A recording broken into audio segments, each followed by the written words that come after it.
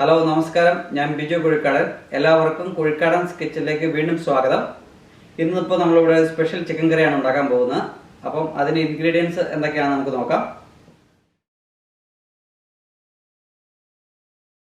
Chicken 1 kilo കഴുകി വൃത്തിയാക്കിയത്, chicken മാരിനേഷന് ഉപ്പ് ആവശ്യത്തിന്, മഞ്ഞൾപ്പൊടി 1/2 teaspoon, Kashmiri chilli powder 1 teaspoon, meat masala 1 table spoon, garam masala 1/2 teaspoon, curry leaves 1/2 തണ്ട്, ലെമൺ ജ്യൂസ് 1 ടേബിൾ സ്പൂൺ. ഇപ്പോൾ ഞാൻ ഈ പറഞ്ഞ 7 ഐറ്റംസും ഈ ചിക്കനിലേക്ക് ഇട്ട് നന്നായിട്ട് തിരുമ്മി മാരിനേറ്റ് ചെയ്ത് നമുക്ക് മാറ്റി വെക്കാം.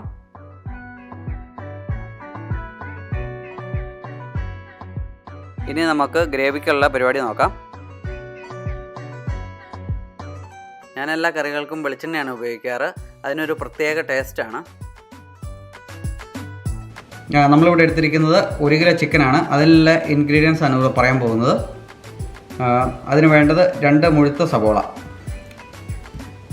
വേണ്ടത് ഒരു ഹാഫ് തക്കാളി, ഒരു ചെറിയ കഷ്ണം ഇഞ്ചി, ഒരു 4 അല്ലി വെളുത്തുള്ളി, 3 പച്ചമുളക്, കറി ലീഫ്, 4 ഗ്രാമ്പു, 2 ഏലക്കായ, ഒരു ചെറിയ കഷ്ണം കറുവപ്പട്ട, ഒരു 3-4 കുരുമുളക്, ഒരു 1/2 ടീസ്പൂൺ പെരിഞ്ജീരകം, അതായത് വലിയ ജീരകം, 1/2 ടീസ്പൂൺ മഞ്ഞൾപ്പൊടി, 1 teaspoon Kashmiri chilli powder, 1 table spoon മല്ലിപ്പൊടി, 1/2 കപ്പ് തേങ്ങാപ്പാൽ, ഉപ്പ് ആവശ്യത്തിന്. ഇനി നമുക്ക് സവാള അരിയാം. സവാള ഗിരി ഗിരി ഗിരി ഗിരി ഗിരി, സവാള ഗിരി ഗിരി ഗിരി ഗിരി ഗിരി ഗിരി.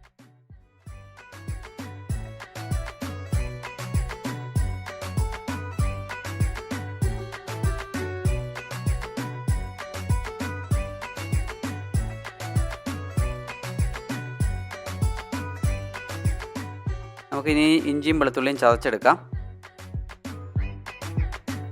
തക്കാളി നമുക്കൊരു 5-6 കഷ്ണമായിട്ട് മുറിച്ചെടുക്കാം.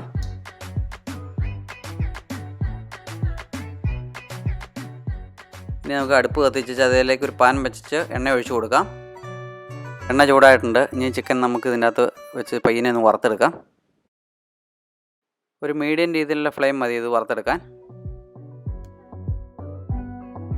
ഇപ്പോൾ ഒരു 3 മിനിറ്റ് ആയിട്ട് നമുക്ക് ചിക്കൻ മറിച്ചിടാം. വീണ്ടും ഒരു 3 മിനിറ്റ് കഴിഞ്ഞിട്ടുണ്ട്. നമുക്ക് ഈ ചിക്കനെ പറക്കി മാറ്റാം.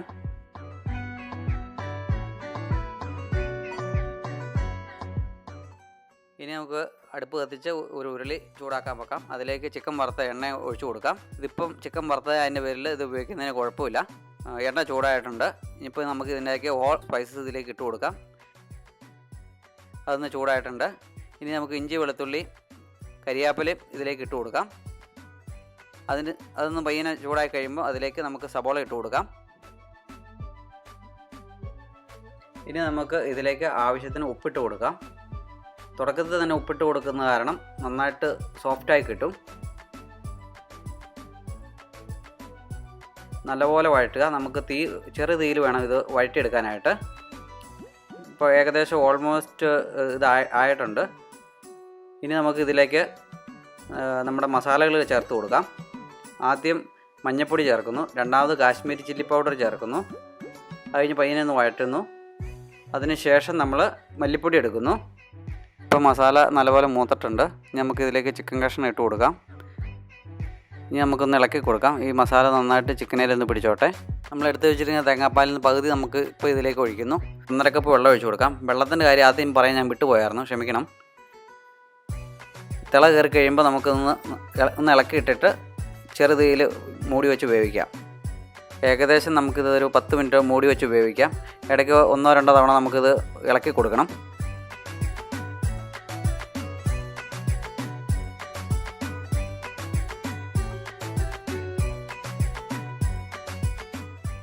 ഇപ്പോൾ ചിക്കൻ നല്ലപോലെ വന്നിട്ടുണ്ട്.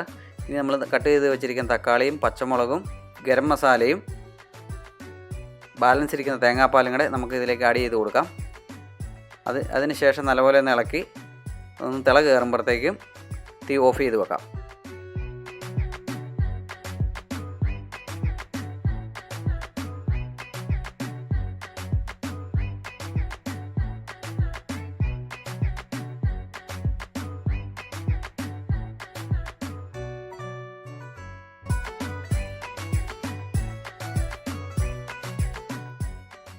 ഇനി നമുക്ക് കടുക് പൊട്ടിക്കാനുള്ള സെറ്റപ്പ് നോക്കാം. ഇനി നമുക്കൊരു ചെറിയ ചട്ടി ചൂടാക്കാൻ വെക്കാം. അതിലേക്ക് നമുക്ക് 1 സ്പൂൺ വെളിച്ചെണ്ണ ഒഴിച്ചു കൊടുക്കാം. എണ്ണ ചൂടായിട്ടുണ്ട്. ഇതിലേക്ക് നമുക്ക് കടുക് ഇട്ട് കൊടുക്കാം. കടുക് പൊട്ടി കഴിയുമ്പോൾ തീ ഓഫ് ചെയ്യാം. അത് കഴിഞ്ഞ് ഇതിലേക്ക് മീറ്റ് മസാലയും കറി ലീഫും ഇട്ട് കൊടുക്കാം. തീ ഓഫ് ചെയ്തില്ലെങ്കിൽ മസാലയും കറി ലീഫും കരിഞ്ഞു പോകും, അതിൻ്റെ ടേസ്റ്റ് മാറിപ്പോവും.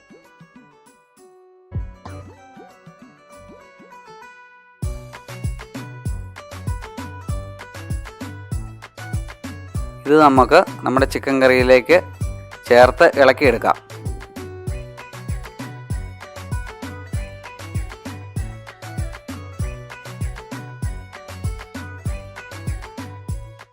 അങ്ങനെ നമ്മുടെ കിടു സ്പെഷ്യൽ ചിക്കൻ കറി റെഡിയായി കഴിഞ്ഞു.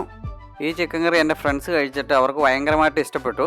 അവർ നിർബന്ധിച്ചിട്ടാണ് ഞാൻ ഈ റെസിപ്പി ഇപ്പോൾ ഇടുന്നത്. ഇതിനൊരു 3-4 സ്റ്റെപ്പുകളുണ്ടെങ്കിലും ഇത് നിങ്ങൾ തീർച്ചയായിട്ടും ഉണ്ടാക്കി നോക്കണം. ഒരു തവണ നിങ്ങൾ ഉണ്ടാക്കി നോക്കിയാൽ പിന്നെ ഇത് കൂടെ ഉണ്ടാക്കുമെന്ന് എനിക്ക് ഉറപ്പാണ്.